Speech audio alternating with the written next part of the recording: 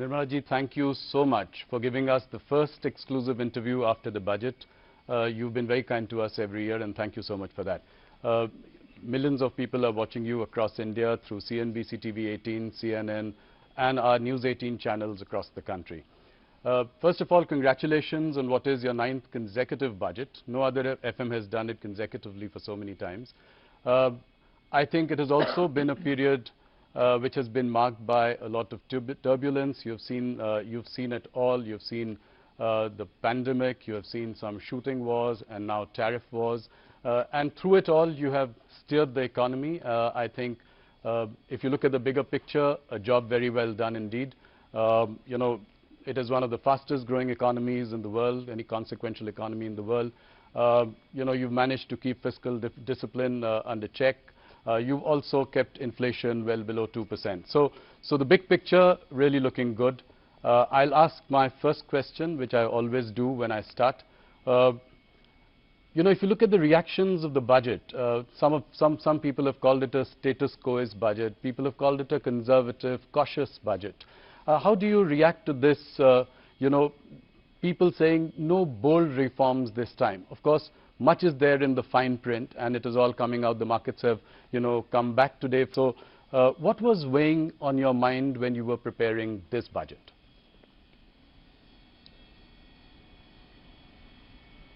Well, as was observed by you and by domain experts, not just in India, even outside, Indian economy's fundamentals are absolutely strong. It is the global uncertainties, which of course always every government has faced global uncertainties of different order, different level. But now the extent to which global uncertainties are bearing on countries and impacting decision making is of an order that we have never seen before. So certainly we had to keep that uncertainty in mind and plan for what is going to happen this year and what is going to commence in the next 5 years from this year. In that, a new finance commission cycle starts. And above all, like the Honorable Prime Minister said, this is going to be the first budget in the second quarter of 21st century, which is up to 2050. Yes.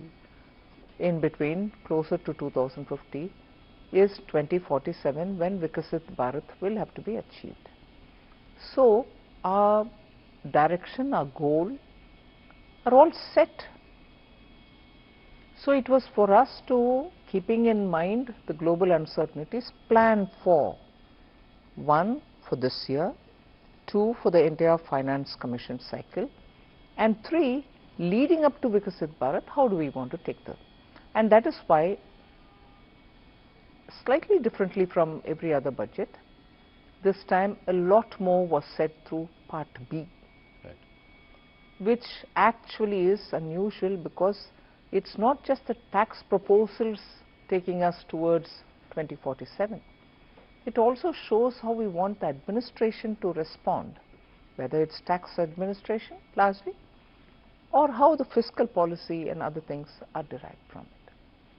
And that is why I think this budget, everyone is welcome to have their view, and I respect that. And I try to understand why a certain perspective has come out. Even if it's criticizing it, I try to understand what is the basis from where they've come.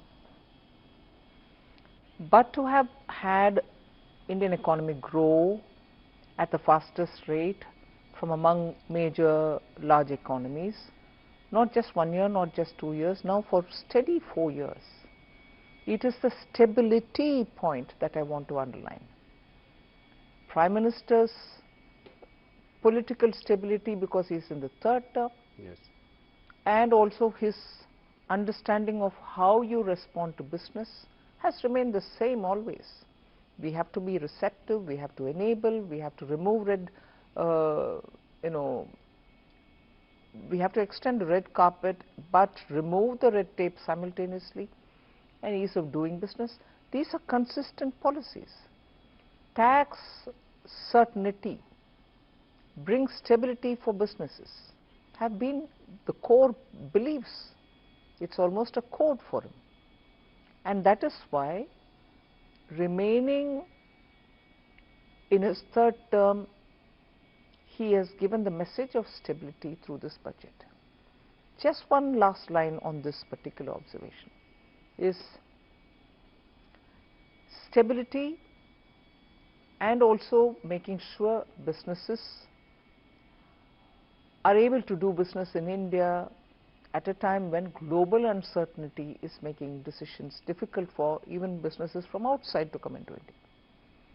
So we are clearly projecting India as a place where businesses can be done, and the large Indian consumer market will have to find its own higher levels of achievements, so opportunities for them. So that is, I think, therefore, this message. So vision, searching for vision, or saying this budget has no vision, is, I think, not understanding the perspective with which we are coming. And one last point here, budget and aside from budget, reforms continue. We have done several reforms, not through the budget, Yes. but yet outside of it through the year. Yes. That is why the expression Reform Express, it is continuing to move and move at a good pace. So not just the budget, please look at the performance. No, you have done that with GST rationalization, which was outside the budget, a bold reform there. I think there are reforms here as well. What would you consider as some of the signature highlights of this budget? The customs overall, some of which have been, several of them have been mentioned in this budget, but there are several which couldn't be mentioned for want of time, and also the fact that there are few more which will carry on further. So the complete overall of customs is a major signature, and of course as a reform that, but looking at the frontier areas, investing in them, promoting R&D. So you're projecting a nominal GDP growth of 10%. What is your outlook for inflation and your estimate for the real GDP in 26-27? I think we've indicated it very clearly in the budget. I'm very sure that inflation will remain within the tolerance band, and therefore inflation doesn't have to worry us much. And everything therefore looks at it from the point of view of, if there is a deflator which is going to remain low and stable, it will have an impact on your estimates. Yes. No, you know, if you look at the GDP growth in the last 2 quarters, 8% has been impressive. Do you think that we can sustain this like China did for many years, an 8% growth? Do you think India can do that in the longer term to be able to grow at the clip that we are hoping it to achieve? Yes, and that is why the stability of the government and also the policy of the government matter. Okay. And do you think, what is feasible for India considering that the nominal GDP has been on a decline since FY22? So where do you see the nominal GDP going in the next couple of years? I strongly believe once the fund flows come in, because all of the factors are strong, all of the factors have really been the strength of India. So your macroeconomic is, 2 days ago we had this news report saying foreign exchange reserves have touched and crossed 700 billion. Yes. So you have every indicator doing well. So what is that one thing which can make a difference? That one factor which can make a difference, and this is common knowledge, is if there is more funds flowing into India, that itself will give us a big relief. And for that, those who went out also went out booking profits. Right. So India will have to draw a lot more funds for investments in India. We'll come to fund flows in a little while. An interesting thing that I noticed, World of Statistics says that China contributes 26% of GDP growth in the world, global GDP growth. India contributes 17%. Right? So overall put together we are 43%. US has done a mere 9.9%. Elon Musk had an observation here. He said that the balance of power is shifting. Would you agree with that? And how soon can we close the gap with China? It is the truth that China and India together contribute so much. That's a fact. For India to aspire to bridge the gap, yes, we have to work very hard. And there are sectors which will have to be given greater stimulus. Productivity gains will have to arise out of using technology.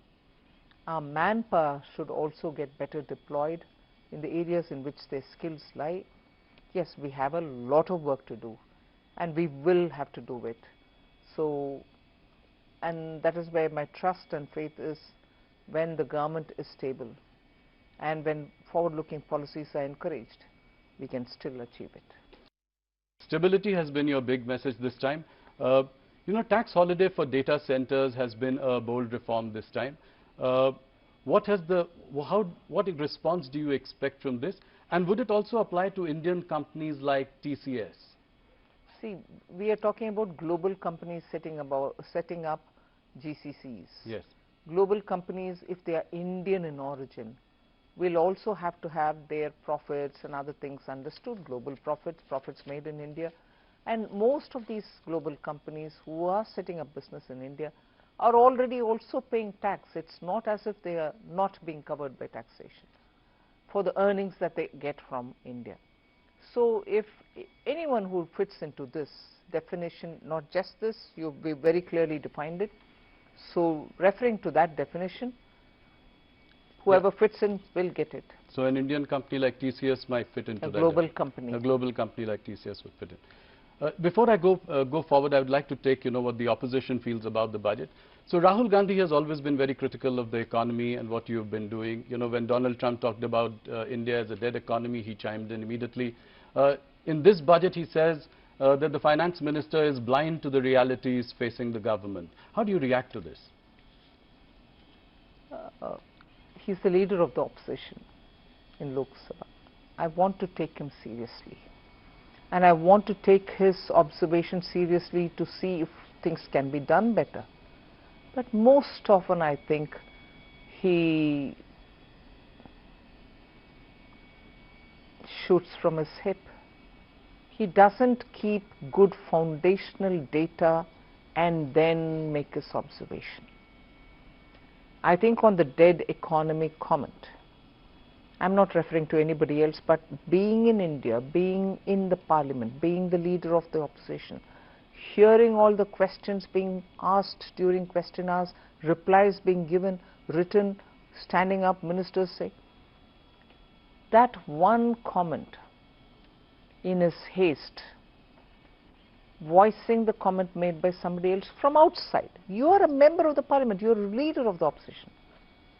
Are you saying you're living in a dead economy? That itself sort of pulls the carpet from under his feet. You need an opposition leader who speaks with data and with such heft that the government will have to answer you. Now, when you speak sometimes without any kind of basis, I want to respond to him, but what do I respond on? Yeah. You're speaking out of thin air. India deserves a better opposition party. I'm not commenting on individuals. The party should do a lot of homework to make its leaders speak responsibly in the House. The one thing that you did this time, which has become a subject of conversation, the markets also reacted, was increasing STT in the derivatives segment. And I've heard the comments by your secretaries who say that it was to curb rampant speculation. Could it have been done differently, by managing margins or contract sizes? And was it a prudent thing to do at a time when the global sentiment is the way it is and the markets are also on a weak footing? How do you react to this? There are many observations that you're making on which opinions can differ. Yes. There are people who within India comment saying India's markets are overpriced. I'm not even getting into that debate. Sure. The Revenue Secretary made it absolutely clear. It is not for revenue considerations that we've done this. Yes. It is not on all STTs. Yes. We are only touching on futures and options. Yes. Cash is not even touched. No.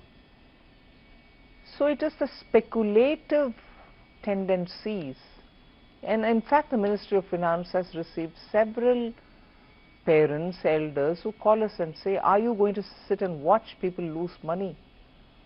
And one of the studies showed that 90% of people who've gone into futures and options have lost money.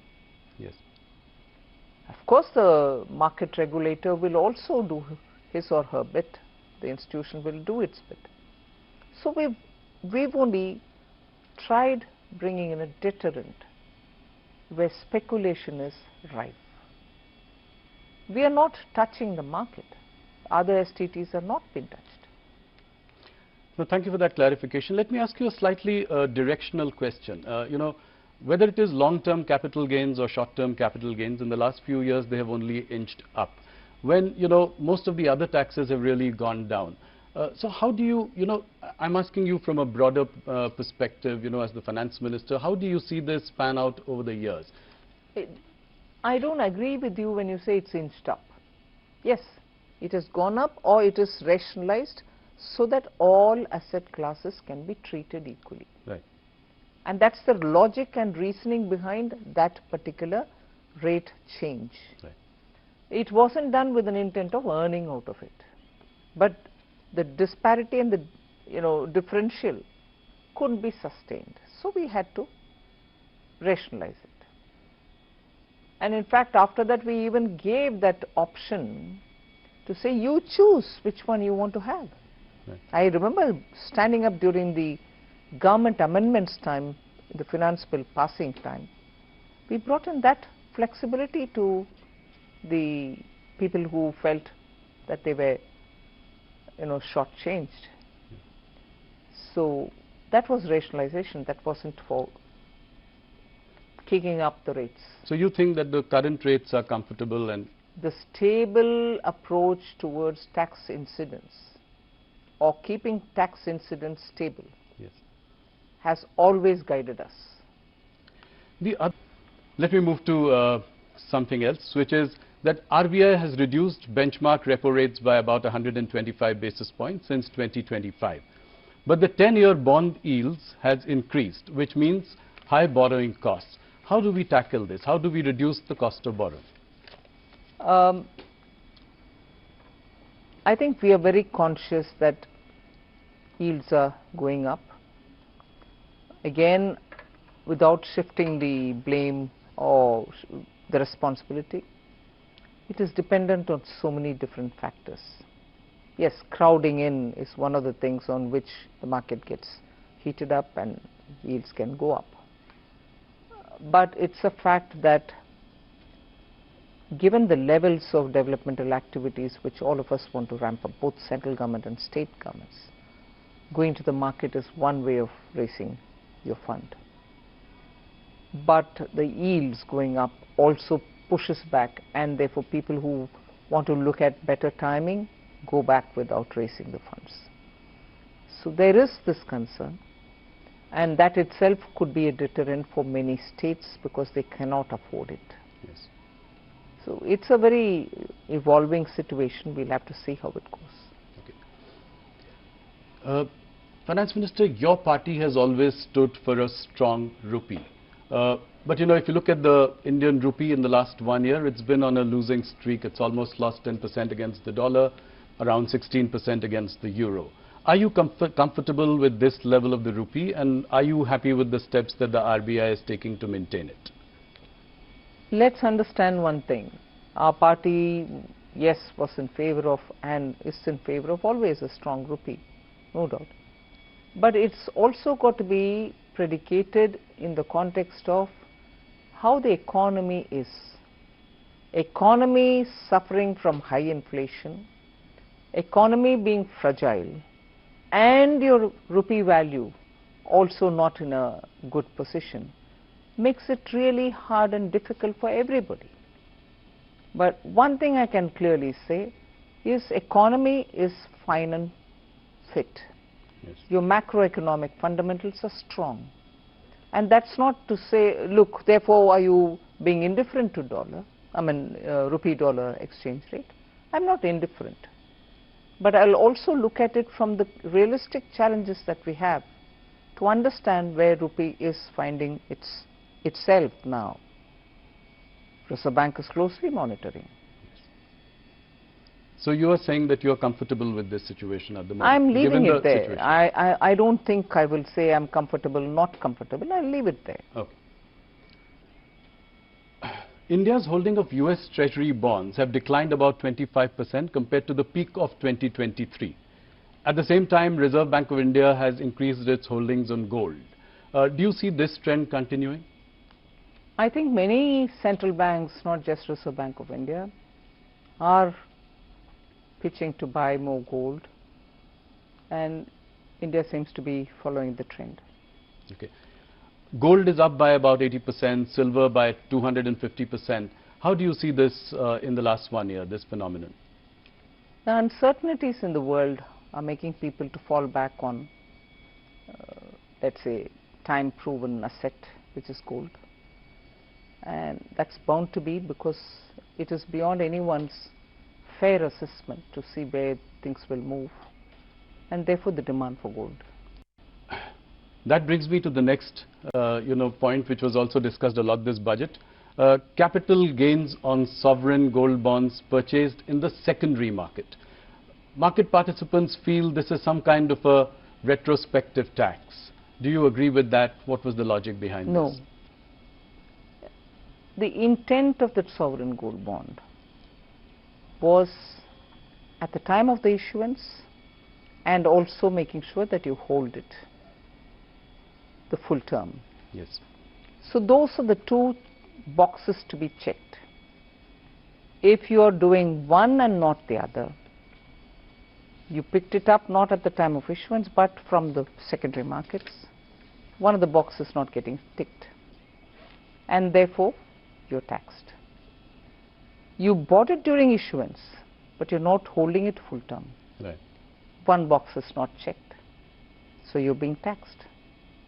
It's only when you have taken it at issuance and you're holding it full term, Yes, you get that concession.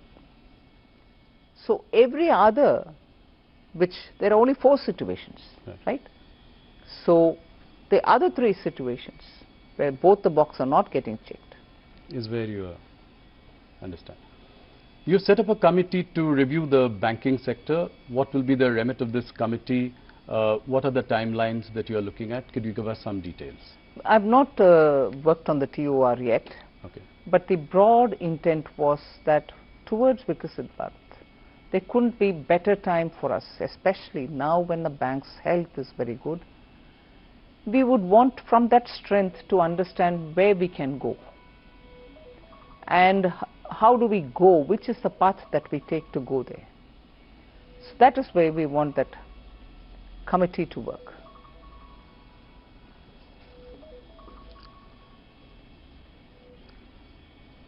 You know, in the past you have been disappointed about private sector, capex not picking up. This has been, you've said it in a couple of meetings, you've said it in our interviews as well. Do you see an uptick now because of certain reforms that you have introduced? I see some green shoots. I think it is the situation is improving, and I have reasons to believe that private sector investments will only grow. When I was asking you about this bank committee, there are 2 questions that I have related to that. One is, are you looking at the consolidation of PSU banks? Some mega banks as opposed to a whole lot of PSU banks today. And the second, would you allow conglomerates, Indian private conglomerates, to get into banking? That's for the committee to tell me. Of course, I've told you that the terms of reference is not made yet. But obviously, when you're looking at banking for Viksit Bharat, banking sector for a Viksit Bharat, there are many core such issues which the committee will have to look into. We'll wait and see what they have to say. It may not be right for me to give my view and preempt what they're going to say. But about the PSU banks, directionally, are we in that direction? I mean, there are far too many of them, and a consolidation of some kind might lead to bigger entities which may be more viable? Let's wait for the committee to say. There is a need for India to have more banks, better banks, bigger banks, whatever. The committee will have to have its mind set. One more interesting question I have, that you'd announced 7 new high-speed rail corridors in your budget.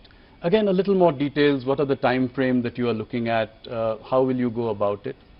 It's so much left to the rail ministry, but the fact that they've done the ground necessary study and the route plan and everything else, and they were absolutely clear that budgetary announcement will make them, sit up and deliver it. They are definitely going to be delivered at the earliest, because these are dependent on India's technologies, Indian coaches, and so on. So the rail ministry will get into the details of it. I've asked you this question before, but India's trade deficit with China is greater than about $116 billion in 2025. Even though the exports have also gone up, how do you tackle this issue? That is where I think we are very clear in Atmanirbhar Bharat. We need to have capacities built in India for those essential goods that we import, and make sure that we are able to make it in India for Indian market. Even as I say this, we have not restricted the imports of some of the critical machines or equipments or some raw materials which are so important for our industries. So capacities will have to grow, but in the meanwhile you still need, for those very same capacities, imported equipments. So we are doing a fine balancing act in not denying the raw material coming or the equipment coming, because there are some precision tools which you so need when you're going to set up a particular type of factory. We need those to come in here. Sorry. But at the same time, capacities in India will have to be expanded, ramped up sooner, so that our dependencies can come down. But this story is one side of the coin. Right. The other side of the coin is market access in China. I was Commerce Minister, and I know in my time also we've been asking for greater market access for Indian goods. Right, in China. That is moving very slowly. So now that the relationship with China is improving, would you consider relaxing restrictions on investments by China through Press Note 3? That would really take the relationship to the next level. Well, some discussions were happening. I'm not sure where it is reached as yet. Once we arrive at something, I'll be able to expand on it. Sure. Nirmala ji, there are many tax litigations going on in the country. You've done a lot for ease of doing business. Tax uncertainties are there. Only in IT, rupees 25 lakh crore disputed amounts are pending. You'd come out with Vivad Se Vishwas. I don't know how successful that was. How do we solve this problem as well? I think even in this budget I have given both for direct and indirect taxes, ways in which we can settle such disputes. Even in the last budget we had made very clear that in some cases where the department, the board does not have to go appealing against a verdict, we should sit back and say, no, we are not appealing. One level of the court has decided, we go in favor of the SSC. So the approach should have to be more to settle and not pursue further. Yes. And that is today's understanding in both the boards. And I'm so happy for it, because now therefore most of our measures are in that route, that we don't go appealing just because we want to earn a few hundred more rupees. Okay. Nirmala ji, disinvestment target is something that is missed almost every year in the last few years. This year also you've taken an ambitious target of 80,000 crore for the coming year. How is it going to be achieved? I've heard, your press conference where it was discussed about IDBI. But what about Shipping Corporation, BPCL, BMEL, Container Corporation, and so on? Can you give us some broad roadmap on the See, way I'm forward? not repeating my answers, but I also want to underline the fact that when government has decided in the cabinet that a certain number of disinvestments will have to happen, it's a duty to honor it. Yes. We will never be able to bypass it and say no, unless the decision itself is changed by the cabinet, and no decision has changed till now. Earlier it was, at least a few years ago, it was COVID affected market, economy reviving market, so we had to be cautious about going to the market when it is not so suitable and so on. But I'm very clear that I will be focusing also now on disinvestment, having given quite a few concessions in direct taxation, having been given in GST indirect taxation. My revenue also will have to be looked at from the point of view of what am I going to get out of disinvestment. Yes. So it's not to say that I didn't give the attention earlier, but the earlier attention was circumscribed by the fact that we were facing COVID, or we just came out of it, or the situation in the market is not. And some sectors do well, and therefore you can take them forward faster. Yes. Some others take their own time. But we will be going ahead with. So this time it's a very decisive Yes. mandate to go for. That's right. And you're very confident of achieving the number Yes. as well. Okay, that's good to hear. You know, this budget has also given a big fillip to AI, and I would like you to spend a little time trying to help our viewers understand the rationale behind it. The Eco Survey does point out to an AI bubble building up in valuations. So in that backdrop, what are we planning to do? How do we take this forward? The government's interest in bringing AI is to improve productivity. Large-scale production benefits when you have AI influencing. Small-scale companies, MSMEs, in some sectors will benefit with AI. AI also is now so much sought after from the point of view of the orange economy. Yes. AI now has become part of every office. I've said this before, that in income tax and in GST, using artificial intelligence, deep tech, we are able to detect and see the money trail where we need to chase. Physically, manually, without technology, it would have taken years for us to find the money trail. Whereas now, you go on this AI, you are able to get the entire web before you of who's going where, from where to where money is being sent, and so on. So if that is the case with income tax, that's the case also with rural technologies, Yes. with agriculture, with surprisingly even in animal husbandry, crop intensity, and then you're able to predict what will be the crop outcome and so on. So every department is today moving to use AI. Now, that's not displacing labor, it's creating more job opportunities, but job opportunities for those who are trained and skilled in AI.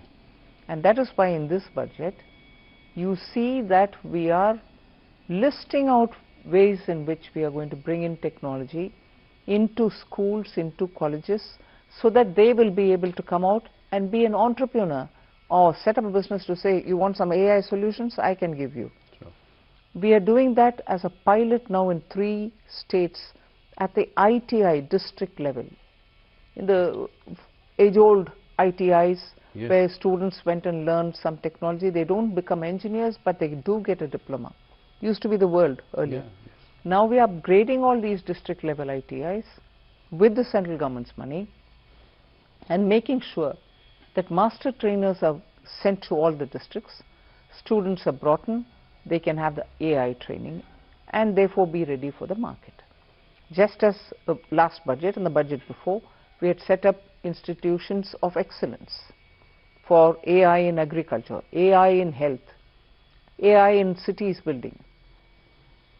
Let me move to some political questions. And before anything else, this time people said there were not much mention of poll-bound states in your budget. In fact, you know, the governments in Kerala and in Tamil Nadu have reacted and said there's nothing in it for us. M.K. Stalin has said that, you know, Tamil Nadu has been snubbed by you. How do you react to this? It's sad commentary, you know. It's a sad commentary. Super fast trains, or the trains that we've announced, not bullet, but the high-speed Yes. trains are going to Chennai. They're getting connected to Hyderabad. They're getting connected to Bangalore. In fact, I was reading somewhere that once this comes in, the travel time between Chennai to Bangalore will be 1 hour and 30 minutes or something like that. Yeah. Is that not happening for Tamil Nadu? I had gone a couple of years ago when that Oki cyclone happened to Tamil Nadu, particularly to the districts which are adjacent to the coast. Every coconut tree had fallen flat. We couldn't even get enough saplings for those farmers that time, because everywhere they were looking at saplings from Karnataka and so on. Now Kerala and Tamil Nadu, both of them are election-bound states. Yes.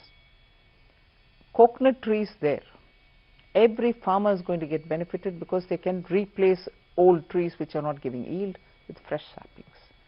Coconut promotion doesn't benefit pole-bound Tamil Nadu, doesn't benefit pole-bound Kerala.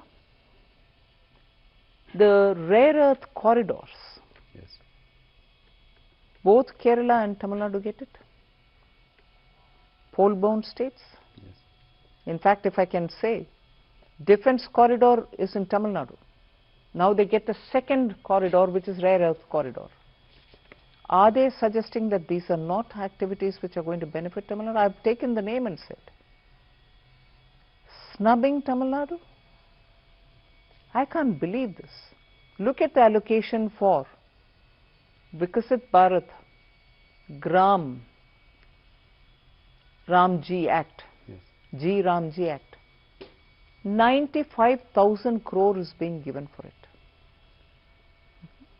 The replacement for Manrega. Yes, I know. Yeah. But equally, I'm not denying all the dues which are in the old scheme, the overhangs. 30,000 crore for that. Put together, it's 1,20,000. Is that against Tamil Nadu? Third question. Fourth, look at the way in which, not just coconut, we are looking at sandalwood. The moment there was a time in Tamil Nadu, school children would immediately recall the name of Veerappan, this sandalwood smuggler. Yeah, absolutely. Today the government is not talking about, you know, lawlessness or anything. It's saying, I want to promote sandalwood growing. Farmers who are cultivating sandalwood, I know of some farmers in Andhra Pradesh, South Andhra Pradesh, who are growing sandalwood, but because it is not given permission, the farmer is not given the permission to cut and sell it, he is encumbered with it. Won't it benefit the farmers there? Of course.